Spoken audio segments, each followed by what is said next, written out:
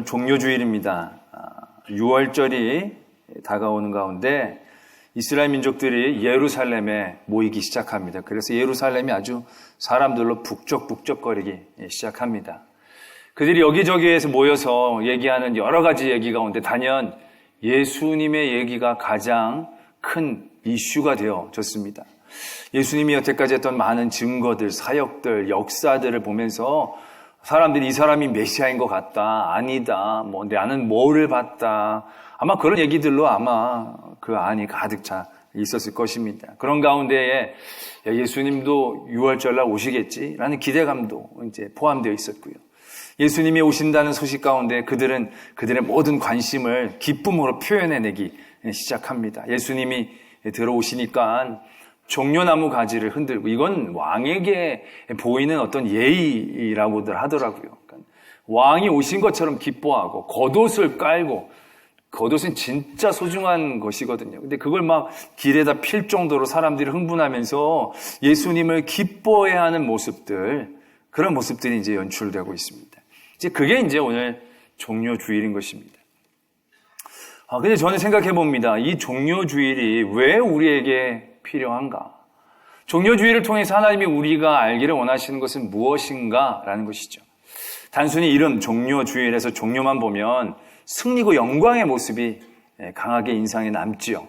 또 많은 사람들이 그렇게 기뻐하고 찬양한 모습들, 그것이 굉장히 우리들에게 좋은 느낌을 주기도 한다라는 거죠. 근데 저희들은 잘 알고 있습니다. 그게 얼마나 헛된 것인지, 그렇게 하나님을 찬양하고 높였던 사람들이 며칠 뒤엔 어떻게 바뀌는지. 그러니까 종료주일에 많은 사람들이 기뻐하고 찬양한 것은 어떻게 보면 허상에 불과한 거지요. 그들의 기쁨, 그들 진짜 인간적인 그들의 마음 그대로 표현한 것 이외에는 아무런 의미가 없는 기쁨이라고 얘기할 수도 있을 겁니다. 예수님이 왕이심을 다시 한번 나타내기 위해, 부활의 승리를 예고하기 위해, 예수님의 부활의 승리는 굳이 이러한 식으로 예고될 필요는 없죠. 왕이 되어지신다는 것은 이미 태어나실 때부터 별을 통해서 얘기되어진 것이고, 굳이 또 이런 종료주일에 사람들을 이용해서까지 그렇게 확인할 필요는 없는 것 같다라는 거죠. 그럼에도 왜 우리는 이 종료주일을 지켜야 하는가? 또 바라보아야 하는가? 이 종료주일의 성격도 되게 애매합니다. 막 기뻐하기에는 좀 아닌 것 같고, 또 막 안 기뻐하기에도 좀 아닌 것 같은, 굉장히 성격이 애매모호한 겁니다. 왜냐하면 사람들이야 기뻐하고 좋아했지만 이제부터 예수님은 사망의 길로 가시는 거거든요. 고난의 길로 가시는 거거든요. 우리가 거기다 등 떠미는 거거든요. 그러니까는 마냥 기뻐할 수도 없고, 그렇다고 왕이라고 기뻐하는데 우리가 이때부터 울고 나갈 수도 없고, 참 절기적으로도 애매한 그러한 날이다라고 예전부터 생각을 해왔었습니다. 종료주일, 하나님이 우리에게 주신 의미가 뭔가? 오늘 말씀을 통해 하나님이 종료주일을 통하여 우리가 보기를 원하시는 중심을 알기를 원합니다. 종료주일 이렇게 시작을 합니다. 예루살렘에 가까이 가서 예수님께서 두 제자를 보내셔서 맞은편 마을로 가서 메인 나귀와 나귀 새끼를 함께 있는 것을 보리니 그걸 풀어서 끌고 오라. 누가 그거 왜 끌고 가냐고 물어보면 주가 쓰시겠다고 해라. 그러면 그냥 보내줄 것이다. 이게 종료주일의 시작과 끝입니다. 다른 어떤 것도 하나님이 예비하시고 섭리하신 게 없습니다. 딱 요거 하나 빼놓고는. 예수님이 제자들을 예비시켜서 그렇게 찬양을 하게 한 것도 아닙니다. 종려나무 가지를 잔뜩 모아다가 준비시킨 것도 아닙니다. 그건 하나님이 하신 게 아니고요. 사람들이 자기네들 생각으로 예수님이 자기네들이 원하는 왕인 줄로 생각하고 종려나무 가지를 꺾어가지고 나온 겁니다. 하나님이 원하시고 하나님의 말씀으로 적어놓은 게 아니다라는 거죠. 그런데 딱 하나 하나님이 예비하시고 정하신 게 있다는 거죠. 그게 바로 뭐냐면 어린 나귀를 타고 가는 것입니다. 오늘도 예수님이 참 여기 신비한 사람이 나오지요. 나귀의 주인입니다. 예수님하고 이전에 어떤 교감이 있었는지, 또 어떤 계시가 있었는지 알 수가 없습니다. 이 이후에도 나귀를 빌려준 나귀를 어떻게 되받았는지, 그리고 나서 이 사람이 어떻게 복을 받았는지 알 수가 없는 신비한 인물입니다. 그냥 이 사람은 나귀를 잠깐 빌려드린 거죠. 그러나 분명한 건 이미 예비되어졌다는 거죠. 사전에 교감이 다 맞춰진 것을 의미한다는 거죠. 준비되어졌다는 겁니다. 그럼 준비하신 그 어린 나귀를 통하여 하나님이 우리에게 보여주시려고 하는 게 뭐냐? 예수님이 자주 걸어 다니셨는데 이제 사람들이 예루살렘에 모여 있는데 그 나귀를 타고 쫙 가면 굉장히 멋지게 생각이 되어질 수도 있지만 그거 아니거든요. 이게 멋진 폼이 아닌 겁니다. 말도 아니고요. 사람이 타는 말도 아니고 짐을 옮기는 짐승입니다. 그것도 나귀도 있고 나귀 새끼가 있는데 나귀를 타지 않고 어린 나귀를 탄 겁니다. 어린 나귀를 타고 예루살렘에 입성하는 모습은 그렇게 멋진 폼이 나지는 않을 겁니다. 상상해 보십시오. 제가 두발 자전거를 타고 간다면 그냥 괜찮아 보이겠죠. 근데 제가 여러분들 막 있는 데서 세발 자전거를 타면서 막 이러면 진짜 폼 안 나거든요. 어떻게 보면 어린 나귀는 세발 자전거를 타고 예수님이 가는 거랑 비슷할 거예요. 아마 발에 땅이 달랑말랑하고 나귀가 걷는 폼이 그렇게 폼나는 폼이 아닐 터인데 예수님께서는 그 어린 나귀를 타고 가셨다는 거죠. 말씀은 이렇게 적고 있습니다. 이 말씀이 스가랴에 있는 말씀을 인용한 건데요. 스가랴의 말씀엔 이렇게 적고 있습니다. 공의롭고 우리를 구원하시고 겸손하신 왕이 어린 나귀를 타고 온다. 그런데 오늘 말씀은 두 가지를 빼고 한 가지만을 얘기합니다. 공의롭고 우리를 구원하신다는 얘기는 빼고요. 한 가지를 적고 있다는 거죠. 그게 바로 무엇이냐면 그는 겸손하여 나귀를 탔다라는 것입니다. 우리는 종교주의를 통해서 많은 사람들이 예수 그리스도를 왕이라고 칭송하고 찬양하고 성이 뒤집어지는 큰 혼란을 겪게 되어지는 그런 영광스러운 모습을 보게 되지만 하나님은 정작 우리가 그 종교주의를 통하여 하나만을 보기를 원하신다는 겁니다. 그런 큰 승리의 영광, 기쁨, 한낱 지나가는 꿈에 불과한 거죠. 찬양하다가도 금방 욕할 수 있는 그러한 음성일 뿐입니다. 그러나 겸손하여 나귀를 타신 예수님의 모습은 흔들리지 않고 있다는 것이죠.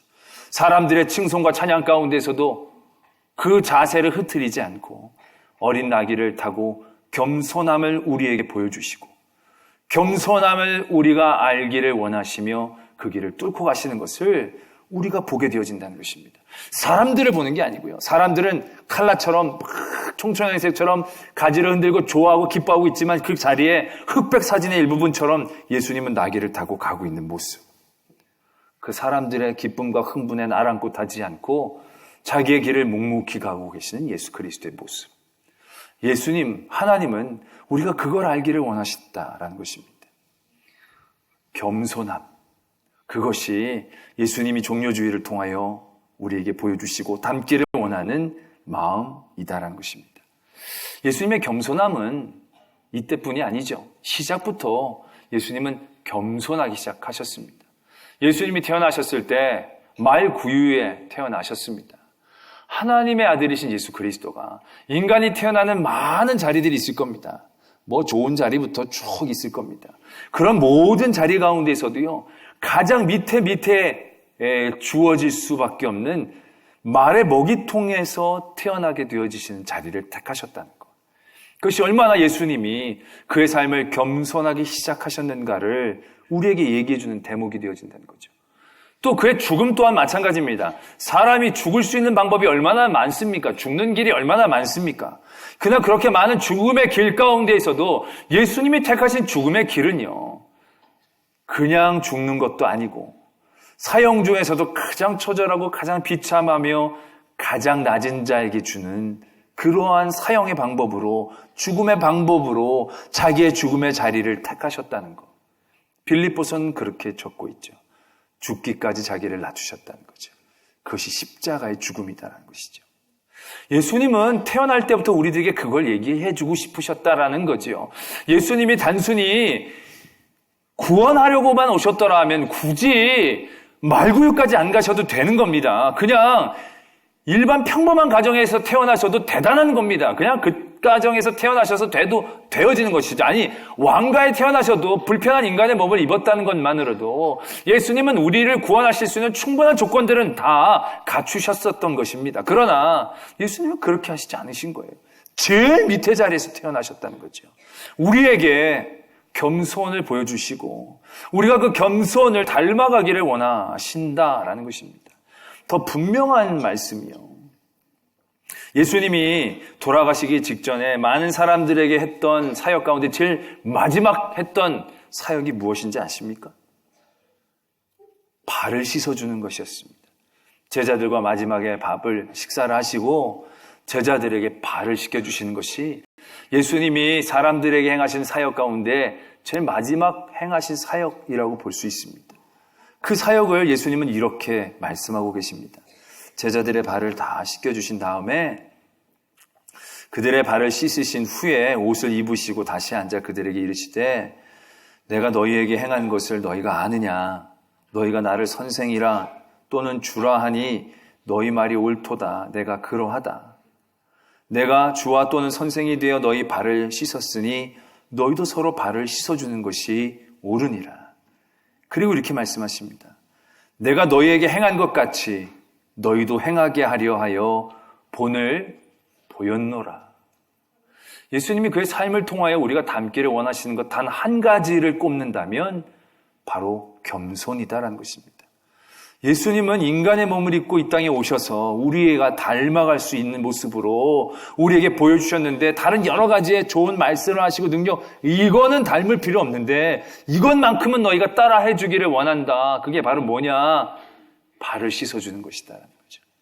종이 해주는 그런 일들처럼 겸손함으로 너희들의 삶을 살아가기를 예수님은 아주 노골적이고 직접적으로 말씀하고 계신다는 것을 우리는 알아야 한다는 것입니다. 종려주일이 뭔가 승리와 영광의 전주곡이 아니다라는 겁니다. 예수님은 철저히 그 종려주일을 통하여서도 예수 그리스도의 길이 무엇인지 그의 삶이 어떻게 보여졌는지 그런 많은 사람의 영광 가운데서도 그의 중심엔 무엇이 차여 있는지를 우리가 깨닫기를 원하셨다는 거죠. 많은 사람들이 흥분할 수 있는 그런 삶의 자리에서도 예수님의 중심에 딱 하나 있었다는 겁니다. 겸손이다라는 겁니다. 근데 우리들의 겸손은요, 예수님의 겸손과 사뭇 다를 때가 많이 있습니다. 뭐냐면 우리들의 겸손은 성품의 겸손일 때가 많습니다. 성품의 겸손. 그러니까 우리들의 겸손은 교만하지 않으려는 겸손에 가깝습니다.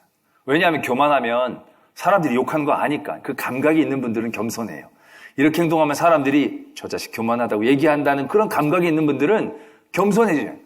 그래서 겸손하다는 것은 그의 어떤 성품과 표현에 대하여 얘기하는 것이 가까워요. 그래서 우리 주변에 있는 분들을 보면, 겸손한 분들을 보면 진짜 다들 점잖죠. 화를 잘 안 내고 그런 분들입니다. 그래서 겸손한 분들의 특징은 적이 별로 없어요. 근데 예수님은 겸손하신데 예수님의 겸손은 우리가 생각하는 겸손과 좀 달라요. 예수님이 예루살렘에 입성하신 다음에 바로 어떤 일들을 하셨냐면 성전으로 들어가셨어요. 성전으로 들어가셨는데 거기 막 매매하는 사람들이 있는 거예요. 막 그 재물을 짐승을 팔고 막 돈을 환전하는데 그걸 성전 안에서 하는 거예요. 그 예수님이 너무너무 화가 나가지고 그 막 의자를 던지고 상을 엎고 막 채찍을 만들어가지고 짐승을 내어 쫓고 막 그래가지고 막 난리를 벌이는 일들이 바로 이어집니다. 겸손한 사람의 모습치고는 너무 과격한 거죠. 우리가 생각하는 겸손한 사람은요, 이렇게 들어와서 사람들이 막 장사하는 거 보면, 이러시면 안 되죠. 제가 이런 말씀 드리기가 좀 그렇지만, 이건 정말 잘못된 겁니다. 그래서 상을 들어다가 얌전히 성전 바깥으로 내려놓고, 짐승도 막 내어 이런 게 아니에요. 이러시면 안 되죠. 이러시면 안 되죠. 그러면서 이렇게 뭔가 굉장히 좀 온화하고 온유한 방법으로 일을 처리하는 사람들을 우리는 겸손한 방법의 사람들이라고 생각하기 쉽다는 겁니다. 근데 예수님은 성격으로 겸손한 거 아니에요, 보면. 진짜 불같이 화내면서 다 지금 앞뒤 안 가리고 지금 뒤집어 엎고 있는 겁니다. 또 바리새인들을 향하여 태도를 취하실 때도 굉장히 독선적으로 태도를 취하십니다. 바리새인들이 잘못한 것도 많지만 솔직히 잘한 것도 좀 있거든요. 그런 것들도 좀 인정해주고 달래면서 방법적으로 이렇게 잘하면 아유, 내가 여러분들이 훌륭합니다. 이런 식으로 하면 되는데, 이 독사의 자식들아 그러면서 완전히 적을 만들거든요. 예수님이 적이 얼마나 많이 생겼는지 몰라요. 그러니까 성격적으로 겸손한 그러한 분이 아니다라는 겁니다. 예수님이 우리에게 원하시는 게 성격적으로 겸손해라. 화내지 말고 여러 가지로 사람들 교만하다는 욕 안 듣고 칭찬 듣게 살아라. 그런 얘기가 아니다라는 얘기입니다. 예수님이 보여주신 겸손은 삶으로의 겸손입니다. 삶의 모습으로의 겸손이다라는 얘기죠. 이게 무슨 얘기냐면 이전에 예수님이 예루살렘으로 쭉 올라오는데 세베대의 아들 야고보와 요한의 어머니가 예수님께 와서 절하고 이렇게 청탁을 넣습니다. 주의 나라에 내 자식 한 명은 우편에 한 명은 좌편에 앉혀주십시오. 그래가지고 이제 청탁을 넣는 겁니다. 나중에 그걸 제자들이 듣고 모두가 막 분개합니다. 이야, 어떻게 그럴 수가 있느냐. 너 형제들이 다 해먹자는 거냐. 어머니까지 이용하느냐. 서로 네가 낫다 뭐하다 아마 난리가 났을 겁니다. 그들을 두고 예수님이 이렇게 얘기하십니다.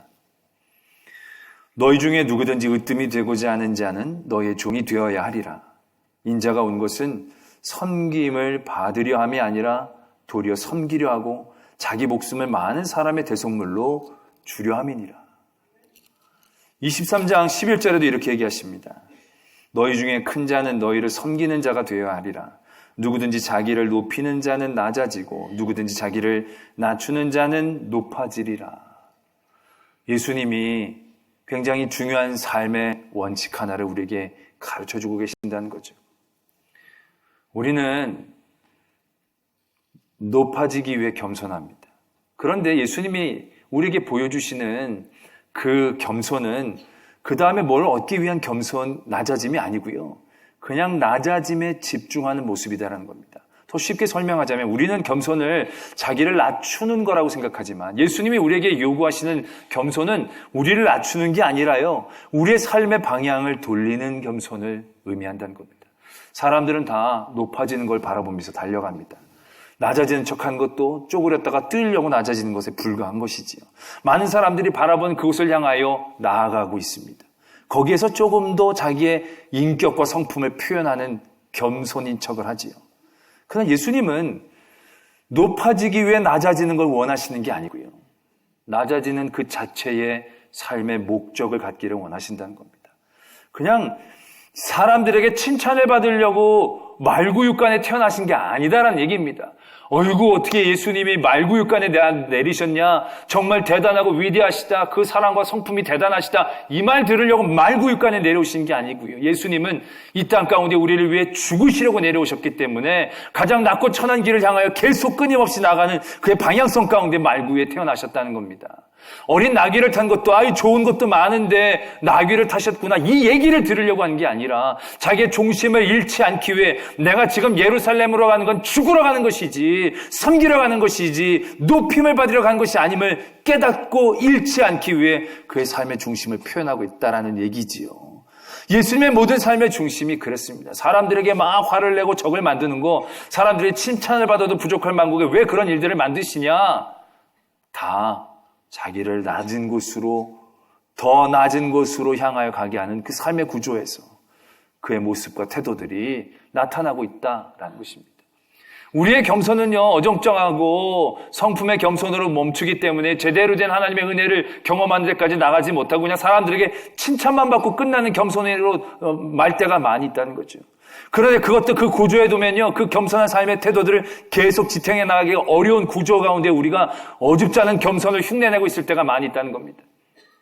남편이 집에서 너무 아내가 무시하고 그러니까 아내의 존경을 받기 위해 낮아져야겠다 생각을 합니다. 겸손해져야겠다 생각을 해서 아내가 외출할 때 집안 청소를 깨끗이 해놓습니다. 낮아지면 높아지겠지 그래가지고 막 하고 막 설거지도 다 해놓고 막 생전에 안 하는 짓을 쫙 해놓고 기다립니다. 남편이 기대하죠. 아내가 딱 들어왔는데, 여보 이게 뭐야?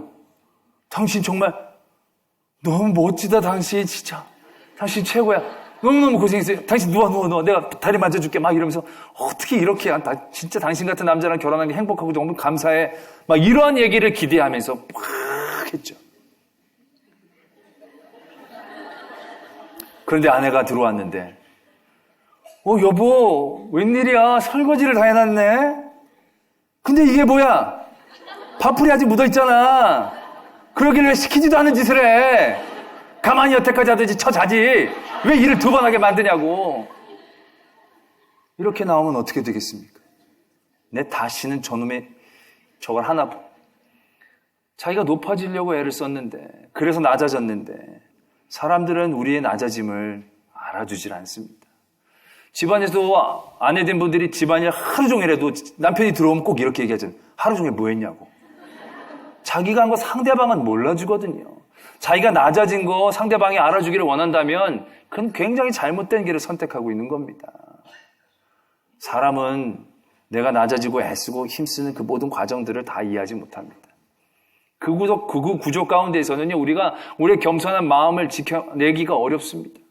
그리고 또 참고 그래서 내가 오늘 설거지 그래. 내가 한 번만 더 참자. 그래가지고 그 다음날도 열심히 진짜 바쁠 때기 안 먹게 열심히 청소했어요. 오늘은 좀 제대로 했네? 내 친구에 더 하자. 그래가지고 셋째 날도 막 설거지하고 넷째 날도 막 설거지를 해. 그럼 다섯째 날부터 어떻게 되는지 아세요? 아내가 의뢰 설거지할 생각을 안 해, 그때부터. 남편은 설거지하는 인간으로 내모는 거예요. 높아지려고 하다가 완전히 꼬꾸라진 거죠. 그럼 못 견디죠. 내가 다시는 내가. 하나님이 우리에게 보여주시는 겸손은, 예수님이 우리에게 보여주신 겸손은요, 사람들의 높여짐을 받기 위하여 기대하며 낮아지는 게 아닙니다. 낮아지는 게 목표입니다. 낮아지는 게 모습입니다. 낮아짐에 견디고 기뻐하는 삶의 자리를 지키는 겁니다. 그리고 나서 나중에 하나님이 건져주시는 것을 기대하는 겁니다. 사람이 높여 보여주고 사람의 칭찬을 기대하는 낮아짐은 얼마 가지 못합니다. 그러나 하나님이 높여주실 때까지 낮아지는 것. 그게 예수님이 우리에게 보여주신 모습이다라는 얘기지요. 예수님이 누가 하나 알아줬습니까? 어린 나귀를 타고 오셨네. 우리 때문에 저분이 저렇게 십자가를 지셨네. 아무도 얘기 안 했어요. 오히려 십자가를 들고 갈 때 조롱했어요. 예수님을 저주했어요. 얼마나 속상하셨겠습니까? 그러나 예수님은 거기 아랑곳 가지 않으셨다는 겁니다. 왜요? 예수님은 참으면 높임을 받겠지의 기대가 아니라 낮아지는 그 길이 승리하는 길인 줄 아셨기 때문에 그 길로 끝까지 가셨어요. 내가 승리를 거둔 그 어떤 자리를 기대하고 바라보는 게 아니라 결국 하나님이 나를 높여주시는 그 은혜와 능력의 자리를 경험할 때까지 그 자리를 참고 견디는 그러한 일들을 감당하셨다는 거죠. 우리들이 겸손할 때는요, 그 겸손은 손해 직전까지만 겸손합니다. 고통 직전까지만 겸손하고요, 불편하기 직전까지만 겸손합니다. 그러나 예수 그리스도께서 우리에게 요구하시는 겸손은, 삶에 대한 겸손, 삶의 방향의 겸손은 고통을 요구합니다. 불편함을 우리에게 분명히 요구합니다. 손해 당연히 우리가 당할 수밖에 없을 것입니다. 그러나 그 고통과 손해와 나의 모든 불편함이 나에게 당연한 것처럼, 이것이 오히려 내가 잘 길을 가고 있음을 깨닫게 해주는 이정표처럼 바라볼 수 있는 그러한 겸손이 되어져야 합니다. 그러할 때 우리는 내가 조금 높아지는 자리에 올라가는 게 아니라 하나님이 죽은 사람을 살려 최후의 승리자가 되어주시는 그 승리의 자리에 서게 되어지는 것입니다. 하나님의 그러한 겸손의 모습, 예수 그리스도의 그 겸손의 모습을 닮아가는 모든 성도들이 그걸 경험했기 때문에 그 자리에 묵묵히 서 있을 수 있었고 더 큰 하나님의 은혜와 능력을 기대하며 나아갈 힘을 얻을 수 있었다는 것입니다. 그런데 우리는 그 하나님이 높여주신 자리에 가기도 전에 조금만 손해가 있을 것 같으면, 불편할 것 같으면 나의 겸손의 삶의 자리에서 방향이 다시금 틀어져서 낮은 척만 하는 삶으로 돌아가려고 할 때가 많이 있다는 거죠. 오늘 종려주일 예수님께서는 수없이 많은 찬양과 영광의 자리에서 딱 하나 붙잡고 계십니다. 겸손이죠. 결국 그 자리를 통하여 많은 적이 만들어질 겁니다. 예수님 조롱과 핍박을 받을 겁니다. 그러나 그래도 예수님은 그 길을 가십니다. 그리고 그 길에 소망함을 두십니다. 그리고 그냥 우리가 보기에는 아무런 힘 없이 돌아가셨습니다. 그러나 하나님이 그를 세우시고 올리셨을 때 그 어떤 것도 감당할 수 없는 놀라운 능력이 임하였음을 우리가 보게 되어진다는 것이죠. 우리의 삶도 그렇게 도전해야 합니다. 우리의 삶이 방향을 바꾸는 겸손함, 손해와 고통을 두려워하지 않는, 오히려 그걸 만날 때 제대로 내가 겸손히 살고 있다는 것을 깨닫고 내가 이걸 위해 태어났지, 내가 이걸 위해 살았지, 이게 얼마나 귀하고 감사한 일이야 라고 그 일들을 계속 묵묵히 낮아지는 일들로 나갈 때 하나님이 높여주시는 놀라운 은혜의 자리에 우리가 서게 될 줄로 믿습니다. 기도하겠습니다.